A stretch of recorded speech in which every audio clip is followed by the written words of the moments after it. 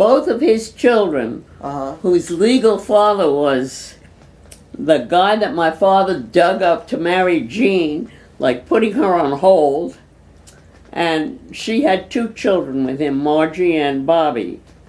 And I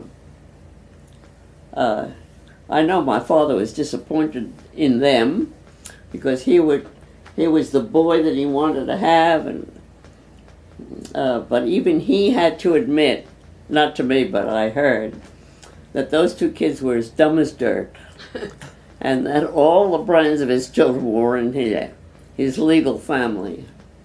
And it's because Jean was very clever and acquisitive and manipulative, but she didn't know anything about anything. If you said to her, who is the President of the United States, no matter who it was, she had no idea. She had no idea about anything. But Lil met Bobby later in life and said Bobby had very fond memories of your father and his father. Yes, Lillian took him out to lunch, and she was telling him what life with my father was like, and Lillian told Bobby, according to Lillian, that she was terrified of him. He had these horrible rages, and he yelled at my mother. He completely ignored Lillian, and she was just terrified of him. So that, but he was crazy about Jean, and when he was crazy about her, she never contradicted him. Unlike my mother, with whom he had a fight every night. And Jean was stupid and uneducated, and my mother was not stupid, and she was not educated as an American, but she was a cultivated person. She liked reading novels, and she could give you a song and a dance about Dostoevsky, all that sort of thing. And Jean had no idea. And did she read Dostoevsky in English or in Russian or in Yiddish? I have no idea. I didn't know he was published in Yiddish. He was a terrible anti-Semite. Yeah, he was. Dostoevsky. But everybody who thought themselves to be cultivated had to read Dostoevsky. Bunch of crap. I just didn't get it.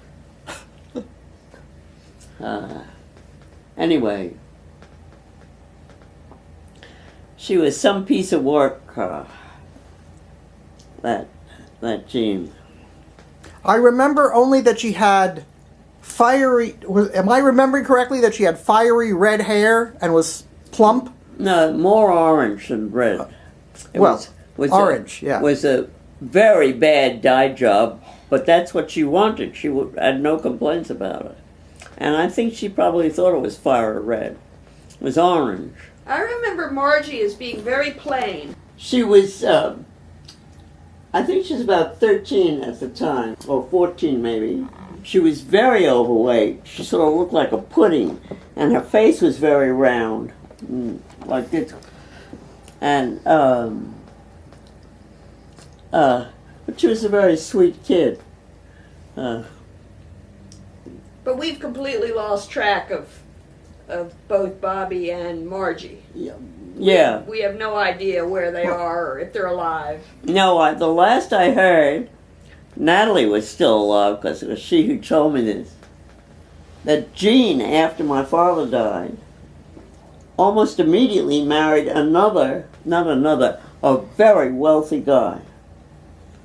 So you think she had been having an affair while your father was alive? I don't think so. I think she would have been afraid, because my father would find out about it and he would divorce her and she'd be left with nothing. But after he died, she knew this guy from before, but I don't think she was having an affair with him.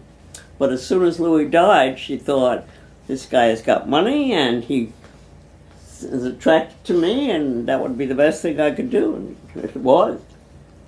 I